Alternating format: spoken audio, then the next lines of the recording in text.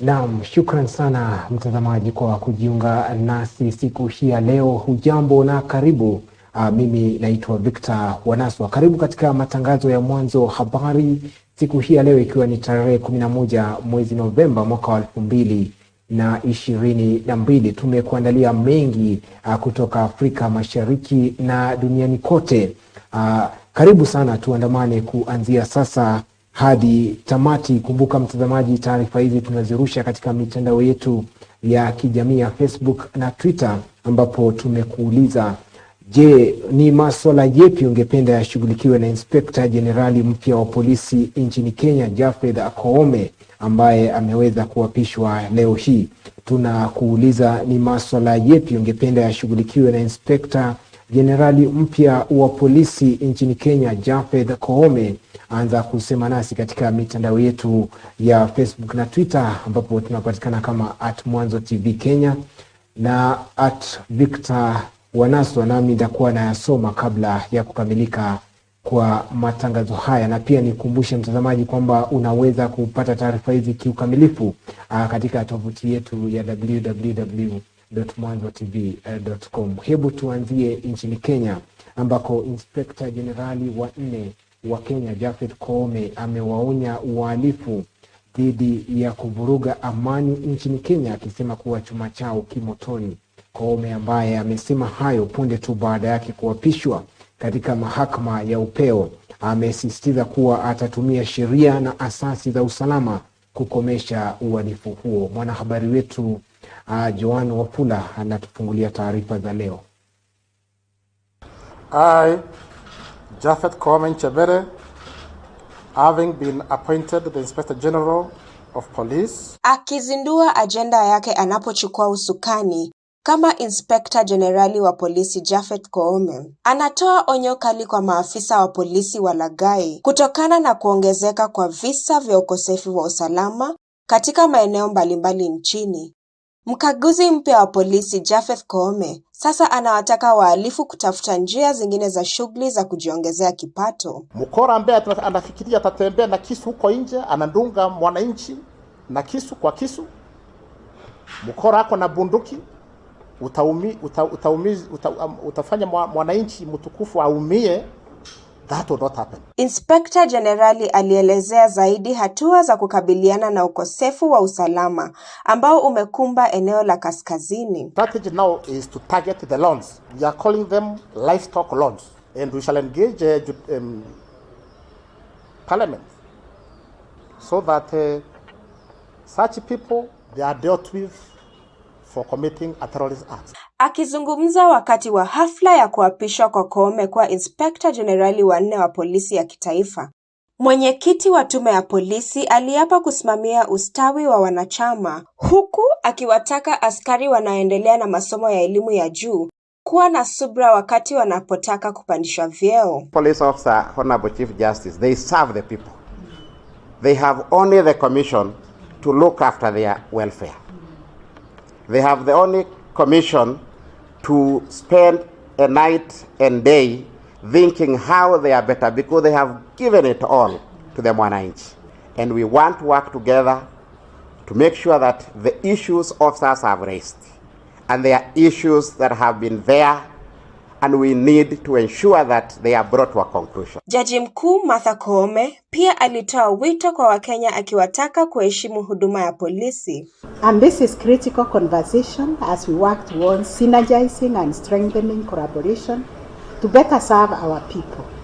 And we thank you for availing time for this conversation and for the future engagement, because we want to see how that vision that we have been sharing with the Kenyans. Koome anachukua wadhifa wa uongozi katika huduma ya kitaifa ya polisi kutoka kwa Nur Gabor, ambaye amekuwa kaimu baada ya kujiuzulu kwake Hilary Mutyambai. Naam, Japheth Koome huyo anachukua hatamu za uongozi kama Inspector Generali wa polisi nchini Kenya, akiwa anachukua kutoka kwa aliyestaafu ambaye alikuwa anafahamika kama Hilary Mutyambai, na anachukua uongozi wakati ambapo visa vya uhalifu vimeonekana kuzagaa nchini Kenya, na hususan jijini Nairobi, kibarua cha kwanza kikiwa kuhakikisha kwamba anakomesha uhalifu huo. Na sasa mtazamaji, hebu tusonge mbele. Na idadi ya watu ambao wameathirika na ukame inaongezeka kila uchao kulingana na mamlaka ya kitaifa ya kukabiliana na majanga. Kufikia sasa watu zaidi ya milioni 5 wanahitaji msaada wa vyakula na maji. Wakati huo huo, waziri wa ICT Eliud Owalo amesema hatua ya serikali kutoa chakula cha msaada kwa Wakenya wanaoathirika ni hatua ya muda tu ya kukabiliana na uhaba wa chakula. Ameyasema hayo wakati wa kusambaza chakula cha msaada katika kaunti ya Homa Bay.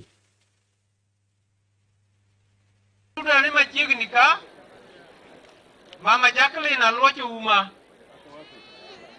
Diane machiegni pio pio. Asle uru oluwegi salin uyomo. Sara ondoto ngamani man chiegni biyuru ka kama wantieni.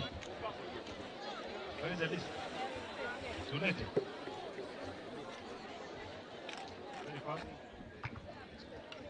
Aya, hebu tumpigie makofi waziri mmoja.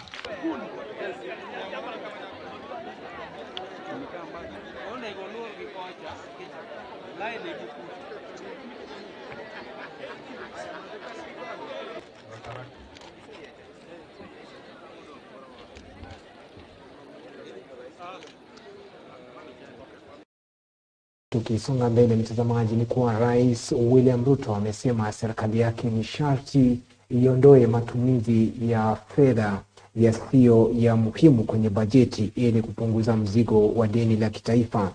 Kulingana na rais, bajeti ya mwaka 2022-2023 itafanyiwa ukarabati ili kuipunguza kwa zaidi ya shilingi bilioni 300. Rais alikuwa akiwahutubia wawekezaji katika hazina ya malipo ya uzeeni hapa jijini Nairobi.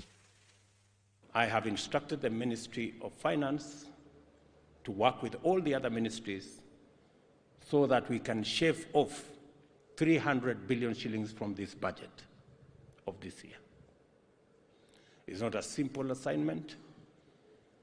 It's not an easy thing to do, but I promise you we will do it because it's the right thing to do.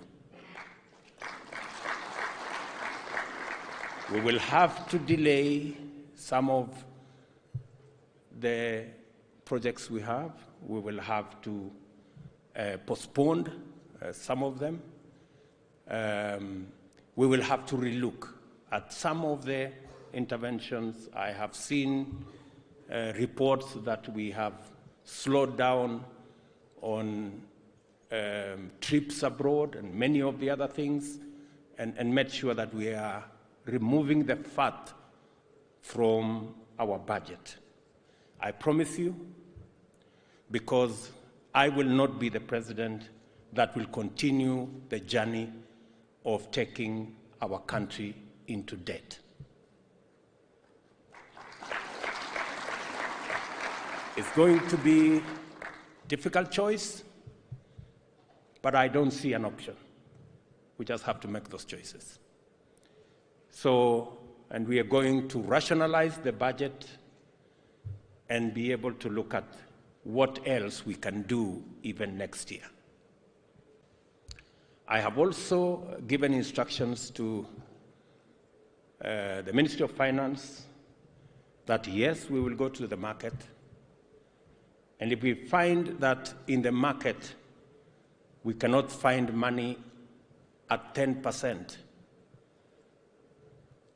we will go back and relook at other sources. It's not possible for us to borrow at beyond 10%. Anything 12, the last borrowing that we did was at 14%. That is unacceptable. And that's the trajectory we are going. I don't know whether it is good news for you. I don't know whether it is bad news, but that's where we are going. I'm sorry, gentlemen and ladies, because this is your country as well. I don't think anyone seated here would approve us to continue borrow and take our country to debt in a way that is not sustainable. your country. So if your country goes the wrong way, you have no other country to live in. This is the only country you have, unless there are people here with dual citizenship. Going into the future, we will have to find alternative mechanisms of raising funds in a way that is responsible. The tagline of our ministry is a new passport. There's still the old passport, it's still being used.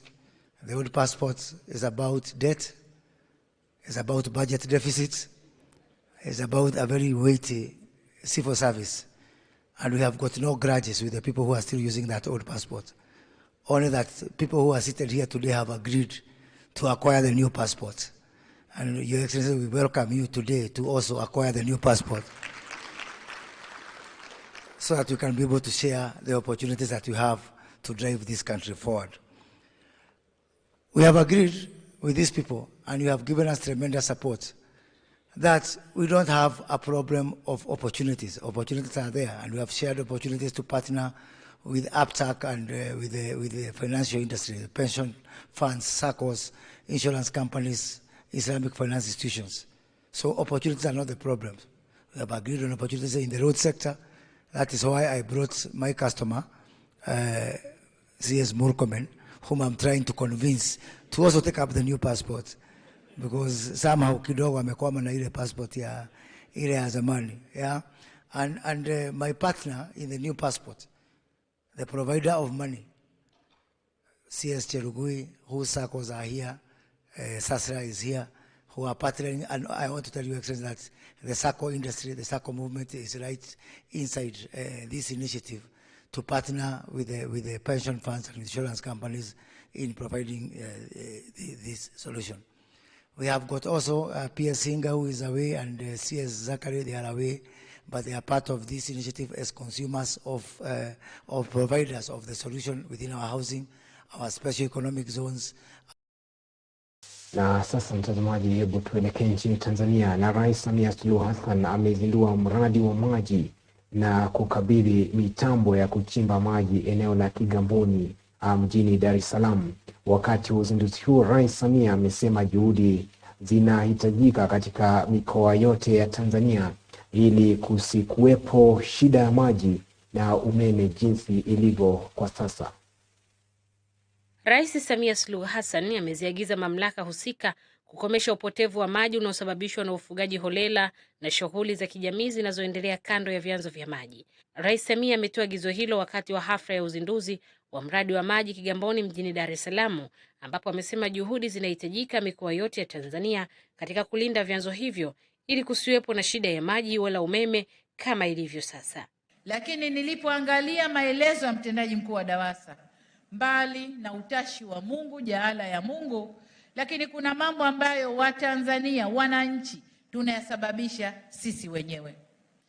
Nimeona kazi mbaya inayofanywa kwenye mto wetu, mto Ruvu, lakini na maeneo mengine ya mito. Watu wanajenga mabwawa ndani ya mto, wanachepusha maji kwenda kufanyia kazi nyingine, kwenda kusafishia dhahabu, madini na mambo mengine kama hayo. Kwa mujibu wa Rais Samia, tafiti zinaonyesha wafugaji wamekuwa wakinywesha ng'ombe zaidi ya 5,000 katika mto Ruvu, ambao ndio chanzo cha maji kwa wananchi wa mkoa wa Pwani, Morogoro na Dar es Salaam, ambapo ng'ombe mmoja anatumia takriban lita 45 za maji kwa siku. Rais Samia amesema hali hiyo sababisha maji mengi kuisha kabla hayajafika katika mitambo kwa ajili ya kusafishwa ili kutumika majumbani. Lakini zaidi ni kwamba kuna idadi kubwa ya mifugo inaingizwa kwenye mito. Mifugo hawa, picha aliyonionyesha pale, ni ng'ombe zaidi ya 5,000 wamevamia mto Ruvu. Na kwa mahesabu ya mifugo, ng'ombe mmoja kwa siku moja anakunywa lita 45, ng'ombe mmoja siku moja. Sasa ng'ombe 5,000 wanakunywa kiasi gani ndani ya mto Ruvu mpaka kubakie maji yanayoweza kwenda mpaka yafike kwenye mitambo, yasafishwe na yaende kwa wananchi. Kwa hiyo Waziri wa Mifugo, pamoja na mazuri yote uliyozungumza hapa, naomba sana mkae muangalie njia ambazo mifugo yenu itakwenda kutulia. Mahitaji ya maji kwa jiji la Dar es Salaam ni lita milioni 544 ambapo mitambo ya uzalishaji maji iliyopo ina uwezo wa kuzalisha lita milioni 520. Waziri wa Maji Jumaa Aweso amesema kulipita mtikisiko wa hali ya upatikanaji maji, lakini kwa sasa hali ya upatikanaji maji imefikia 90% kwa jiji la Dar es Salaam. Leo unakwenda kutupa suluhu ya jiji la Dar es Salaam pamoja na Pwani. Mheshimiwa Rais, mamlaka yetu ya maji ya DAWASA 92% inategea maji ya mto Ruvu. Mheshimiwa Rais, mto Ruvu unategemea mvua, lakini mvua ile inaonyesha yanapotea tu maji baharini. Mheshimiwa Rais, Wizara ya Maji ilikuwa na mpango wa uchimbaji wa bwawa la Kidunda enzi na enzi. Mradi ule umeshindwa kutekelezeka kwa sababu ya ufinyu wa bajeti. Bunge limeazimia kila mwaka juu ya ujenzi wa bwawa hili. Nini maana yake? Mvua isiwe maafa, mvua iwe fursa kwa ajili ya Watanzania kupata huduma ya maji safi na salama. Kwa mujibu wa Rais Smia, maji ya mto Ruvu pia huchepushwa na mabwawa yamejengwa kando ya mto huo na kusababisha kupungua kwa kina cha maji katika mto huo. Itakumbukwa kuwa mamlaka ya maji DAWASA 92% inategemea maji ya mto Ruvu katika usambazaji maji kwa wananchi. Mradi huo wa maji unaotekelezwa Kigamboni unategemea kukamilika katika kipindi cha miezi 30. Asia Gamba, Mwanzo TV. Naam, turejee hapa nchini Kenya. Na naibu rais Rigathi Gachagua ametoa onyo kali kwa wote wanaopania kujihusisha na udanganyifu katika mitihani ya kitaifa ambayo inatarajiwa kung'oa nanga mwezi huu wa Novemba. Rigathi amesema kwamba ametangaza kuwa serikali itashirikiana na idara ya upelelezi wa jinai DCI kuwanasa wahusika wote. Here and across the country, our teachers, all the invigilators, all the supervisors, please, we plead with you not to get corrupted by criminals, to join them in trying to circumvent a good process of administering our exams by trying to leak, because the law will catch up with you and it is not necessary. There is dignity in earning money in a good way. There is dignity of sweat. There is dignity of labor. It is very fulfilling to get you a salary of 50,000 shillings that you have earned for 30 days. It's very fulfilling. Let us all be satisfied with our salary. Let's be satisfied. And if you are not satisfied with the salary, there is nothing wrong with you investing in that salary in farming so that you can make a little bit more. There is no harm in saving in your circle and taking a loan and starting something that can give you some income. That's the only way. Finally, I want to urge you and the people of Kenya, let's pay taxes. I know when we came in, we told KRA not to be very hard on people and to have a positive and friendly tax regime. And some Kenyans are using that to say now they cannot pay tax. I want to say no. Umpatie Kaisari yake. What belongs to Caesar goes to who? Let all Kenyans pay tax. We need money to do all these things we are doing with you. We need money to pay your salaries. We need money to print the exams. We need money to fuel the vehicles used by our security officers. We need money to build roads. We need money to build classrooms. We want to ask every Kenyan to pay their taxes on time and not to try to use our magnanimity that people should not be harassed to evade paying tax. We want everybody to pay tax because we need it. Easy things are not good. If people give you a proposal and the deal sounds so sweet and so easy, think twice. How can somebody get you the questions? It's too easy. Think about it. Think about it. Again, even as we ask Kenyans not to be conned, we have also given instructions to DCI to activate with speed the cybercrime detectives to go through the net and hunt these fellows day and night. the ones who are cheating Kenyans, that they can leak their questions to them. They will be apprehended. And we have told the DCI, look for all these characters. I plead with none of you will be victim. Please, don't. Don't take yourself to, I don't know, I'm not able to translate my Kikuyu how it is said. Usijipeleke kwa umbwa imefungwa. Si ndio? Imefungwa pale na wewe mwenyewe unaenda wapi? Please, we have told the DCI to hunt these guys down. So if you are collaborating with them, shauri yako.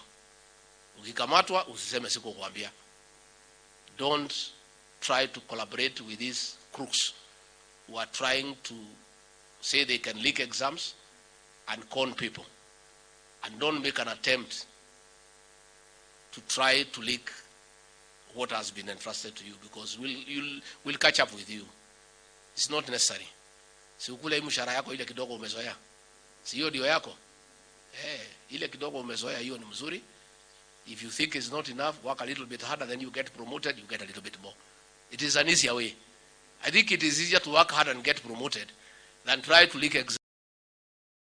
Naibu wa Rais huyo Rigathi Gachagua, ukipenda Rigiji, akitoa onyo kali kwa wote ambao pengine walikuwa wanatarajia kujihusisha katika udanganyifu wa mitihani ya kitaifa ambayo imeratibiwa kuanza baadaye mwezi huu wa Novemba kote nchini Kenya. Na tuachane na hayo mtazamaji, na kuelekea katika kaunti ya Mombasa. Na familia ya raia wa Uingereza aliyefariki katika mazingira tatanishi mjini Mombasa imeitaka serikali ya Kenya kupitia kwa mkurugenzi wa mashtaka ya umma Nordin Haji kuharakisha uchunguzi wa chanzo cha kifo cha jamaa yao. Bi Luftinisa Wandala mwenye umri wa miaka 44 alifariki mnamo Agosti 2 mwaka 2020 na akazikwa siku iliyofuata katika makaburi ya Memon, kaunti hiyo ya Mombasa. Okay, my name is Imran Admani. I am the brother to the deceased Luftinisa Khandwala Admani. Just a few weeks ago we had the exhumation and her post-mortem. The preliminary report of her post-mortem has been released. It was found that the brain was intact and the esophagus, the food pipe, was normal. Also the hyoid bone was fractured. These three things are very vital, because the brain being intact after 2 years of someone passing away actually astonished the pathologists. And it's near impossible to have a brain that's intact after 2 years, because you have to understand, as a Muslim, she was buried in cloth and not in coffin, and nothing is placed on the body to preserve it in any manner. So the brain being intact was a great find, and the doctors and the pathologists will be finding out that what was present in the brain to keep it intact. Also the fact that the esophagus, the food pipe, was intact also it shows that something may have been there. But how can the food pipe be intact when the heart and other organs were not intact? Finally, the hyoid bone, which is over here, it was fractured. This being fractured also indicates a possibility of strangulation. That when a person is strangled over here, this is the bone that gets damaged. And this is the bone that was damaged on the deceased person. So for this, we are hopeful that we get the results very soon. However, it's unfortunate to say this, that the samples are still in the morgue in Mombasa. That it's been almost 2 weeks since the exhumation, since the post-mortem, but the samples that were collected, that were supposed to be delivered to the government lab, have not yet been transported yet, and it's been 2 weeks that no one has done anything.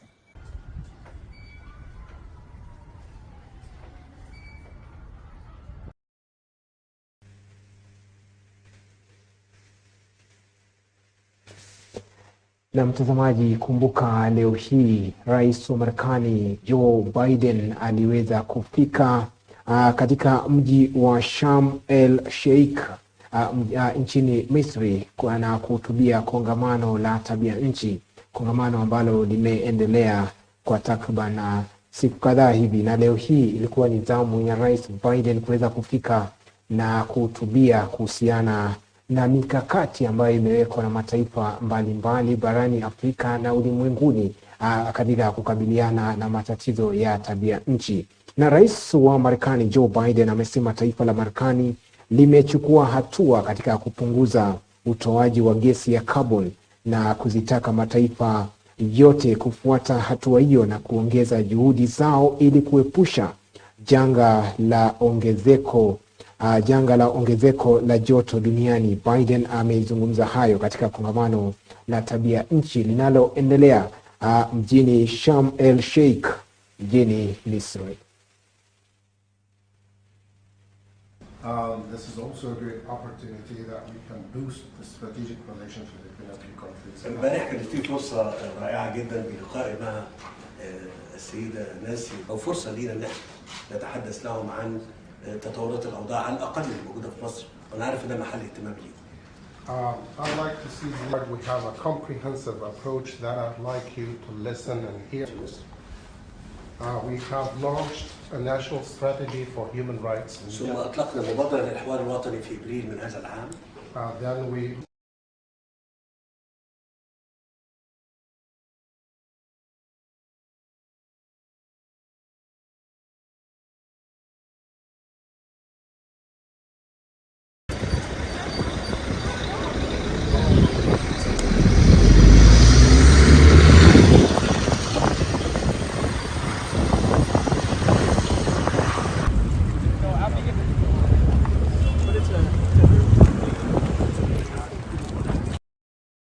Na mkumbuka ni kongamano ambalo limewaleta pamoja viongozi wa mataifa kutoka barani Afrika na ulimwenguni kwa ujumla ili waweze kujadili kuhusiana na mustakabali wa mataifa, kuhusiana na mbinu ya kuweza kuhakikisha kwamba ulimwengu hauathiriki kutokana na matatizo mbalimbali yanayosababishwa na utoaji wa gesi ya carbon kama vile ongezeko la joto na matatizo mengine ya tabia nchi.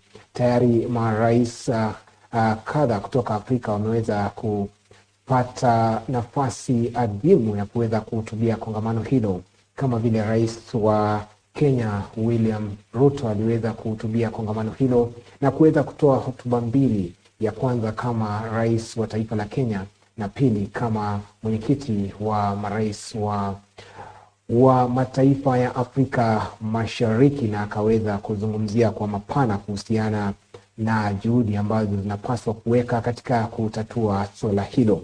Na sasa mtazamaji, hebu tuweze kuangazia makala spesheli ambayo huwa tunakuandalia hapa Mwanzo TV kuhusiana na simu yangu maisha yangu, na leo hii tunaangazia ajali ambayo iliweza kutokea katika eneo la Tengeta, Dar es Salaam nchini Tanzania.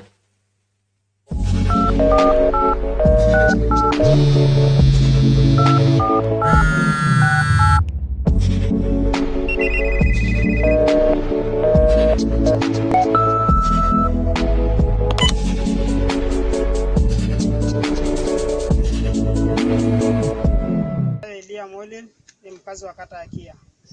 Tuko hapa tunalia, tunateseka, tunanyanyaswa na kampuni inayoitwa Kadiko ambaye ni waporaji, wanyang'anyi, wanaotesa wananchi. Tuko hapa kupaza sauti zetu baada ya mkuu wa mkoa kuja tarehe 2 mwezi wa 9 na bila kutushiriki mwezi wa 11 akaja katika eneo letu na bila ushirikishaji wa jambo lolote. Tulifurahi kuwa anakuja kwa ajili ya kutuletea maendeleo katika kata yetu. Lakini cha ajabu amekuja na maaskari tukazungua kama wezi, na tamko alilokuja kutoa ni kwamba beacon zitapita mtu atake asitake. Hakuna kushirikishwa, hakuna kuambiwa jambo lolote. Tukaja tukaambiwa itapita mtu utake usitake, eneo litapitishwa beacon na mtaondoka katika eneo hili. Tunachoomba kwanza alituambia shule za msingi tutaweza tukafunga tukahamisha sehemu nyingine, na hatujui wanapohamisha ndipo watoto wetu wataenda kuendeleza ama sivyo. La sivyo sisi waje watufikie chini, waje watufikie chini. Sisi hatuna papenda, na hiyo tarehe 9 imefika ambayo walisema wao, ambayo ni kesho. Sisi tunasubiri waje kwa ardhi watuweke wote siku. Asanteni. Walanjo ni mzaliwa wa kata Kia. Ndugu waandishi wa habari, sisi wananchi wa kata ya Kia tumesikitishwa sana na tamko la Mheshimiwa mkuu wa mkoa wa Kilimanjaro ndugu Babu kwa kauli yake ya tarehe 2 mwezi wa 11 mwaka huu wa 2022 ya kututaka tuhame kwenye maeneo yetu ya makazi ya kudumu tuliorisi kwa baba zetu na babu zetu, akidai kuwa sisi ni wafamizi tuliovamia eneo la kampuni liitwalo Kadiko, jambo ambalo si kweli. Na mkuu huyo wa mkoa akawaambia wananchi, penda msipende, mtahama kwa nguvu zote, na kumwagiza RPC kuwa kuna timu ambayo limeshaiteua watapita tarehe 9 mwezi wa 11 kuweka beacon kwa lazima, na akaagiza kwamba mwananchi wowote atakayeonekana akikataa au kupingana na swala hili atapata kipigo cha mkamiti.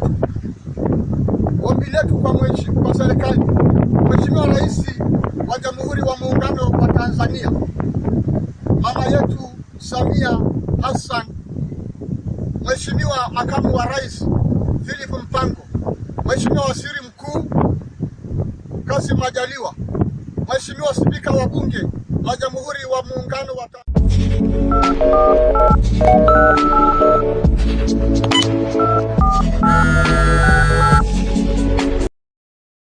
Naam, ni makala spesheli ya simu yangu maisha yangu, makala ambayo unayapata katika runinga ya Mwanzo TV pekee, ambapo tunaangazia masuala yanayowakumba wakazi kutoka maeneo tofauti kwa njia ya simu, mtazamaji.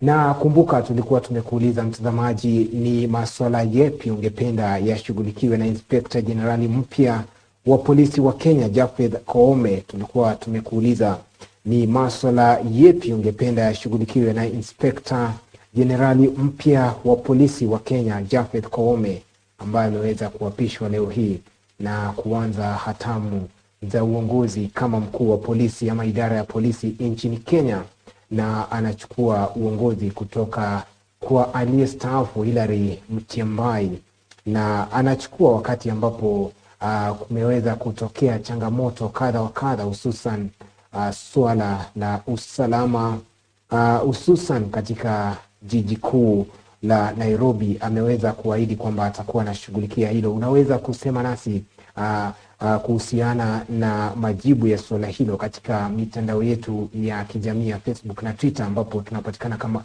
@Mwanzo TV na pia @Victor Wanaswa. Sasa hebu tuelekee mjini Mwanza nchini Tanzania, ambako zaidi ya askari polisi 200 wa vitengo mbalimbali mkoani Mwanza wamepata mafunzo ya utayari na uweledi katika kukabiliana na vitendo vya uhalifu majini na nchi kavu.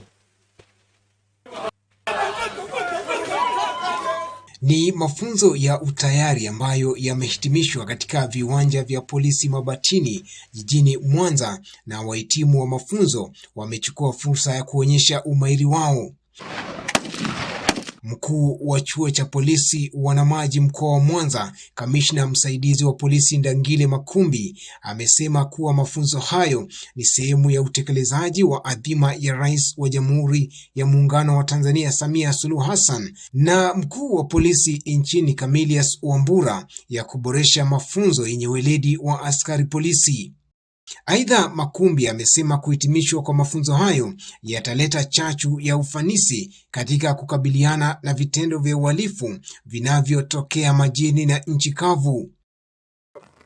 Lakini yapo mafunzo ambayo tunayafanya kwenye maeneo ya majini. Uhalifu hauchagui eneo. Uhalifu uko mahali popote. Tunaona watu wanafanya uporaji, wanakimbilia ziwani, halafu wanakufanyia hivi, na wewe unabaki kung'ambo. Askari hawezi akashindwa ndio na mwana. Kwa hiyo yapo mafunzo yanayoendelea, yapo hapa. Mafunzo haya ni endelevu, yatafanyika mpaka na yale ya majini. Muwe na uwezo wa kujiokoa na kuokoa wengine majini. Na ndio lengo la mkuu wetu wa jeshi la polisi, na ndio lengo la mkuu wa nchi, Rais wa Jamhuri ya Muungano wa Tanzania, Mheshimiwa Samia Suluhu Hassan, kuboresha mafunzo ndani ya jeshi la polisi hata vyombo vingine vya usalama. Wahitimu wa mafunzo hayo wanaelezea jinsi yatakavyosaidia katika kukabiliana na vitendo vya uhalifu. Baada ya mafunzo haya, tuna matarajio makubwa kabisa kwamba ufanisi wa kutekeleza majukumu yao utaongezeka. Huduma nzuri kwa wateja itafanyika, na kwa sababu wamefundisha mambo mbalimbali, hiyo ni pamoja ya kuwasiliana na kwa karibu na wananchi.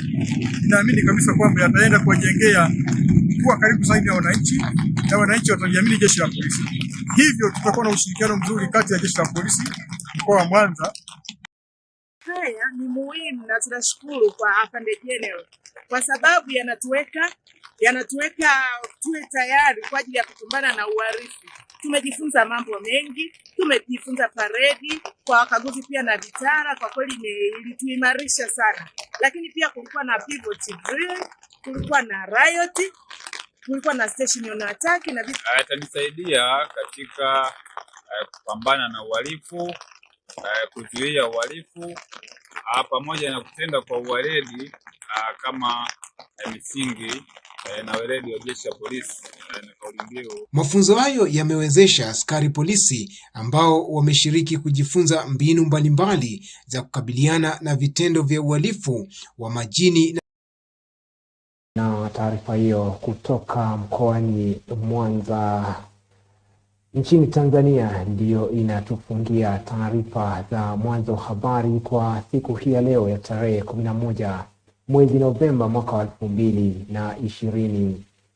Imekuwa fahari yangu kujumuika nawe kukuletea matangazo haya ambayo tumeweza kuyakusanya kutwa nzima. Kwa niaba ya wote ambao wameweza kushiriki kwa njia moja au nyingine kufanikisha matangazo haya, kuanzia kwa wapiga picha, maripota wote kutoka Kenya, Uganda na Tanzania, na pia mwelekezi wangu, sina la ziada mtazamaji, ila tu kushukuru kwa kutenga muda wako kutazama runinga unaoienzi ya Mwanzo TV ambayo inakuletea taarifa tendeti na ufasaha. Niseme tu shukran sana na nakutakia usiku mwema. Kwaheri kwa sasa. Mimi naitwa Victor Wanaso.